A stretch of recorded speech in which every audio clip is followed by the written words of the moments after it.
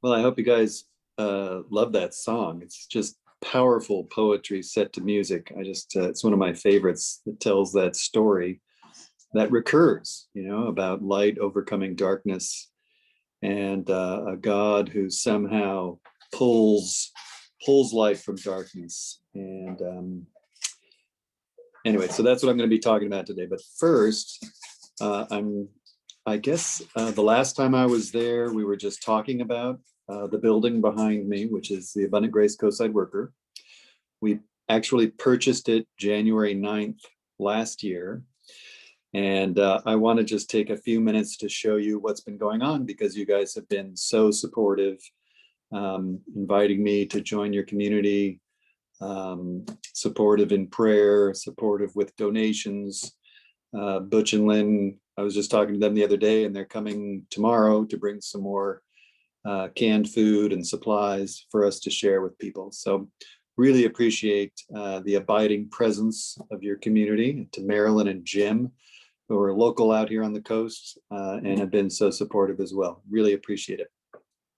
So first of all, I'm going to walk a little bit to our backyard. So we're doing a lot of renovations, and let's see, I need to change my background to none. There we go. And flip my camera. So this is the backyard. The Rotary Club came and did the fence, and the Mormon Church in Moss Beach did the planter boxes all around the edge. And this coming week, we're going to have pavers put in here. You can see there's electricity and water going out to the garage. That's our handicapped ramp that just arrived the other day. And then these big concrete bases are where the structure is going to be built. And we'll have a pergola over the top so that when we're in the backyard, it'll be protected from the cold, wet fog that is so prevalent here on the coast side. So that's the backyard. And then I want to also show you, this is our laundry room. Many, many thanks. People donated a washer and dryer, and we are getting a second washer and dryer in a week or two, so that we'll have 2 washers and dryers. And then back over here, this is sort of like the crown jewel of the place. This is our new ADA bathroom. It's all accessible, beautifully tiled. And we have the really nice tile in here, the bathroom, drain, everything's all set. It's really nice and spacious for folks. There's also another bathroom, which just has a toilet. And then there's another shower room over here that is being occupied right now. So we are averaging a few showers a day for folks, and people are doing laundry. I already threw 1 load of laundry in the dryer. So it's a busy place, which is just how I like it. All right, so I'm back. So what I want to talk about today is who this God is who brings light out of darkness, right? And I'm going to be focusing on the text about King Cyrus of Persia. It's probably one of the most important historical events for the survival of the Jewish people, because, they had, the Exodus occurs in 1250, more or less. They go to the land of Canaan, and eventually, after the Philistines, they cry out for a king around 1050. And then in 587 is when the Babylonians capture Jerusalem. And they take all of the scribes, skilled workers, all, the elites, and they resettle them in Babylon in one common place. And it's there that the Jewish people start writing the book of Genesis. And they're basically asking the question, what went wrong, right? What did we do? We thought we were the chosen people. And they start to tell these stories that they remember from their ancient past. And one of the key stories happens at the end of this period, looking back after the being set free from Babylon. They say, look, King Cyrus got a message from the Lord. You got to get past all the language in that reading, which is about rejection, destruction, all that stuff. It tends to discourage us. But the point of the story is, as they look back, they see the hand of God inspiring King Cyrus to resettle this group of elites back to Jerusalem to rebuild the temple. And King Cyrus actually funds part of the rebuilding of the temple. Now, it's important to be clear that he doesn't do this because he's a generous friend of this Jewish people. He does it because he wants to have a friendly vassal state buffering between Persia and Egypt, right? Really, the truth of the matter is the Hebrew people are essentially a pawn in the game of regional imperial politics, right? But like we all do, we look back on our past and we start to pick out, those moments where things changed. And we tend to rewrite and embellish perhaps a little bit what happened. And that's probably what's happening here. The point is, the experience is God has brought light out of darkness, right? How can we sing our songs in a foreign land, as that earlier song was about, and they get out of that dark place and to a place of new beginnings. Eventually, after they are returned, Ezra reads the Torah in the newly rebuilt temple, and it's the dawn of a new period for the people of Israel. So the presupposition that God brings light out of darkness recurs in Scripture so many times, it might as well be a tenet of our faith. Genesis tells the story of God bringing light out of the void of chaos with his creative word.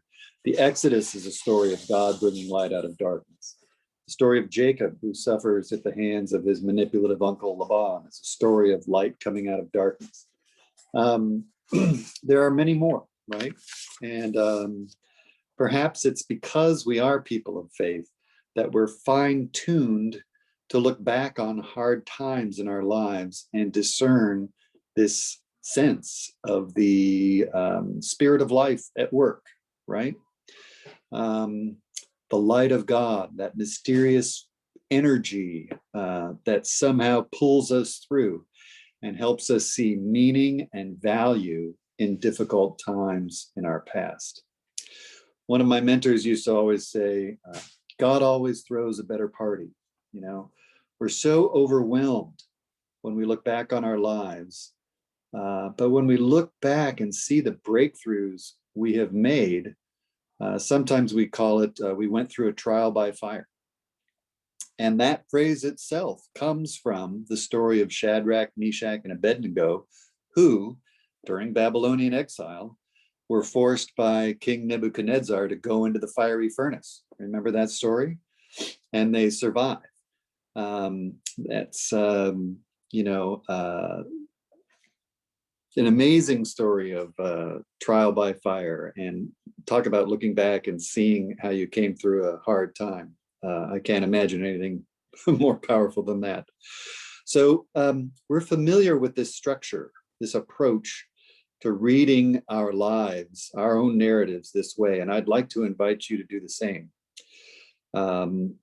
As we discern the movements in our lives toward fullness that seem to have been birthed by the very hardship that brought us so much pain and suffering.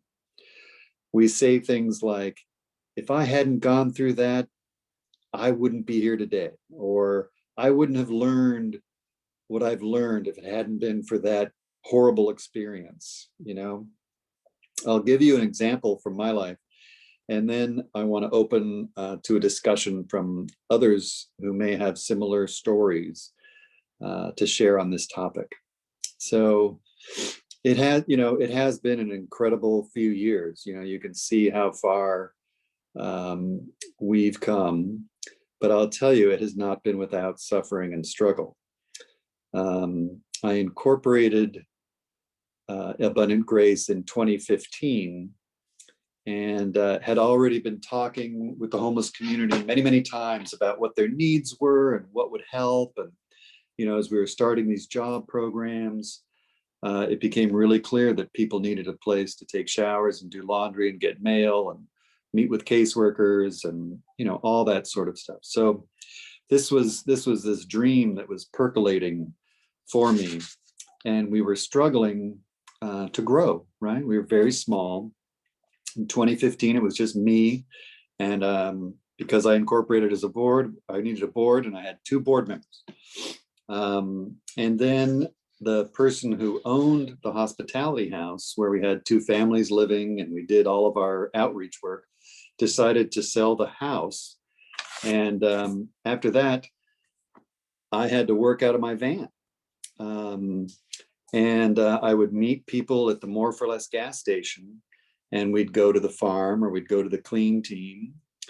And I had a desk in our laundry room at home where I tried to take care of paperwork and that sort of thing. And then the money began to dwindle. And one month, I remember we were down to about $3,000 in the bank. And I decided to forego a paycheck for 2 months. I was feeling a lot of pressure and a lot of fear about caring for my family. Paying the bills. I was discouraged and nearing despair, and I was feeling that I was about to become a failure. It was a pretty dark time for me. And then I had a conversation with someone at the city about starting this Coastside Clean Team project, and it seemed like it could fit very easily into what we were doing. So we negotiated a contract.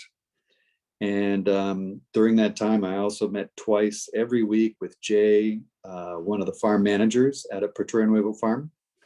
And we were just hashing out, for an hour, twice a week. What are our mission, vision, goals, strategies, programs? We started putting together statistics and a basic cover letter for grant writing.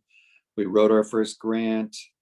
It was largely Jay who sat with me and just pulled all this stuff out of my head that I had known about our work, but we had to distill it in writing and organize it.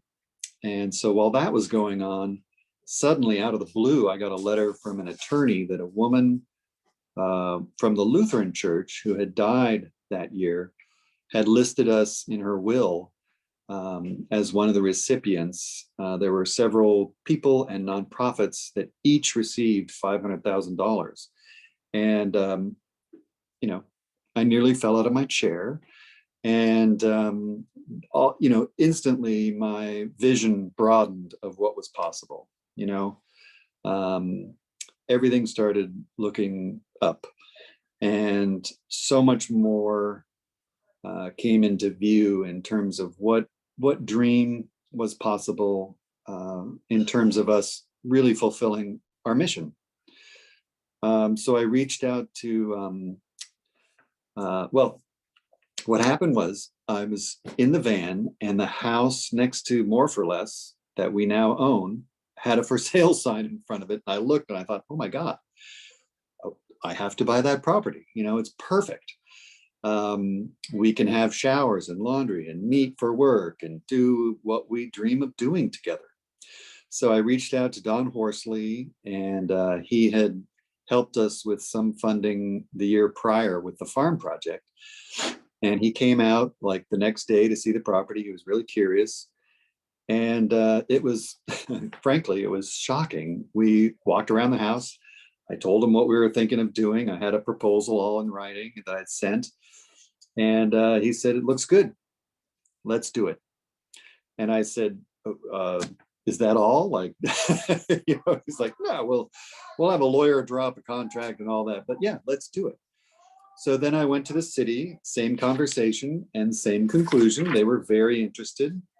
And then I figured, that was a third and a third of the cost, because we were asking 300 grand from each of them. So the house was 900,000. I figured we could manage a loan for 300,000, and we made a bid, and it was accepted, and we bought the house. And now here we are on the other end of a successful capital campaign, because we had to raise money for the purchase and also the renovations, which is significant. It's probably about $200,000 worth of renovations to make it fit the purpose that we're going to try to use the property for. So now we're considering a grand opening in a few months, after COVID lifts and all that. And it's really going to be fantastic. So I look back on those days when I was about to give up, and I see there was just some spark of perseverance, fanned by this spirit of life, that gave me hope. It gave me strength to keep going and pushing forward, even when things looked like it was going to fall apart. And one step led to the next. And now I'm busier than ever, just doing what I love. I look back and I just have to say, wow, thank you. I just feel grateful. So our belief is that God brings light out of darkness. And that belief is what it is to have hope. And when we do it together, we become a community of hope. And when we do the work together, that is our common redemption. People will look at us just like that song, The New Commandment, just sang. They'll look at us and they'll see what our lives are, what we testify to, what the values are that we share, that we are grounded in love and compassion and generosity. Now I ask you to please unmute, and we will have our talk back.